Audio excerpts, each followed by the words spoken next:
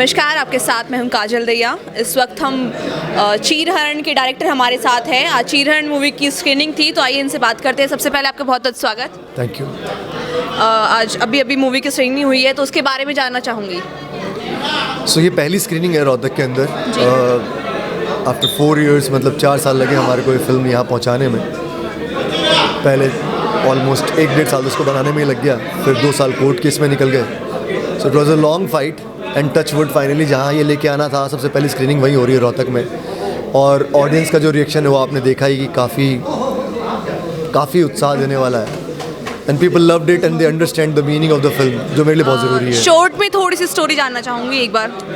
Short में story यही है कि जो 2016 में जाट आंदोलन के दौरान जो दंगे भड़के थे जी, उनमें असल में क्या हुआ और परसेप्शन क्या था, और सोसाइटी किस तरह से अलग हुई, किस तरह से भाईचारा तोड़ा गया, उसके बारे में एक पूरी फिल्म है। साथ में हिस्ट्री का पार्ट है हरियाणा का और आरक्षण का, और उसके जो आने वाले समय में असर पड़ता है इन चीज़ों का, जो दंगों का, जो हमारे आने वाली पीढ़ियाँ हैं जी, उनके दिमाग पे क्या असर पड़ेगा, उसको पूरा एक तरह से बांधने की कोशिश की इस फिल्म में, और ये दिखाने की कोशिश की कि आने वाली जनरेशन इससे कुछ सीख ले अगर हो सके तो। That's what the idea is.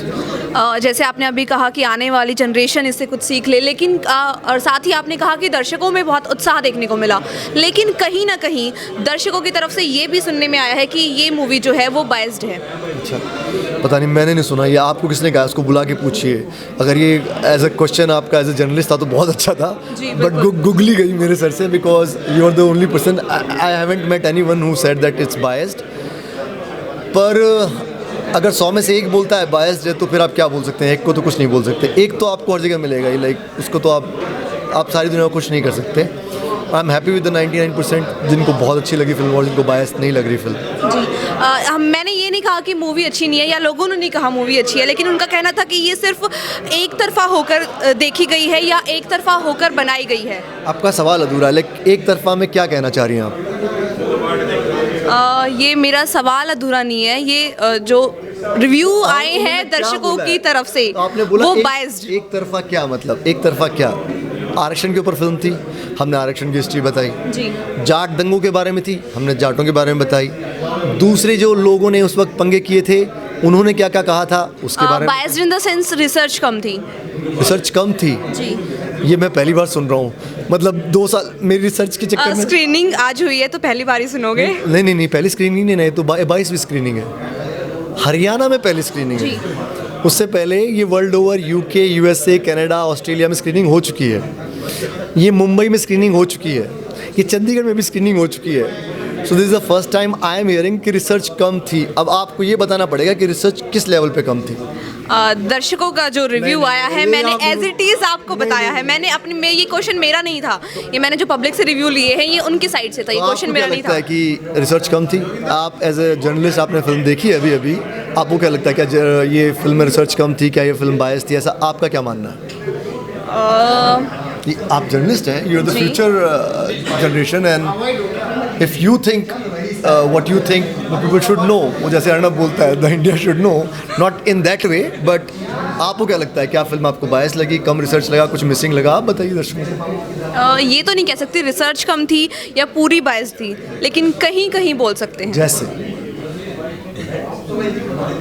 I think इस समय आपका बोलना ज़्यादा बेटर रहेगा, मेरे कुछ भी कमेंट करने से। नहीं, बिल्कुल नहीं। मतलब डॉक्यूमेंट्री का बेसिक आधार ही ये है कि जो देखे वो रिएक्ट करे। क्योंकि इस समय पब्लिक उनकी सुनना चाह रही है जिन्होंने फिल्म बनाई, जिन्होंने रिसर्च की। हाँ, लेकिन आपका सवाल ऐसा था ना कि उसमें अगर आप मुझे बताएंगे नहीं किसने कहा, तो मेरा सवाल बिल्कुल सही था ना, ताकि सवाल चाहे कुछ भी हो, अगर आपका जवाब अच्छा है तो लोग उस चीज़ से, आपके जवाब से सेटिस्फाई हो जाएंगे ना। तो मेरा तो जवाब आपको बता दिया मैंने कि 99% जो आज तक लोग मुझे मिले हैं उन्होंने कहा ये मोस्ट अनबायस्ड है।